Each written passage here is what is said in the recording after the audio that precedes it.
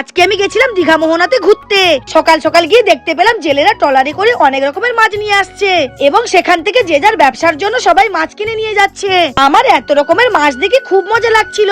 জীবনে প্রথমবার আমি এত রকমের মাছ একসঙ্গে দেখলাম। পুরো বাজারটা ঘোরার পর বাড়ি ফেরার পথে দেখতে পেলাম একজন কাকু রাস্তার ধারে বসে শুটকি মাছ বিক্রি করছে। আমি কাকুর কাছে গিয়ে বললাম, কাকু এই শুটকি মাছগুলোর দাম কত?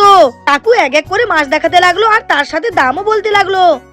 শিলা মাছ আছে 25 টাকা আছে, ফ্যাসা 25 টাকা আছে। আচ্ছা 25 টাকা কি শ?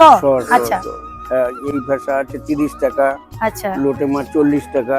আচ্ছা আর চিংড়ি আছে 50 টাকা শো আছে।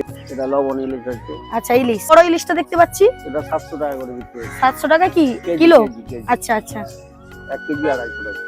কাকুকে জিজ্ঞেস করলাম কতদিন এই মাছগুলো রেখে খাওয়া যাবে। 2-3 মাস রেখে খাওয়া যায়। আর টেস্টি হয়? আমার তো শুটকি মাছ খেতে খুব ভালো লাগে। এবার তোমরা কমেন্টে জানিও তোমাদের কাদের কাদের শুটকি মাছ খুব প্রিয়।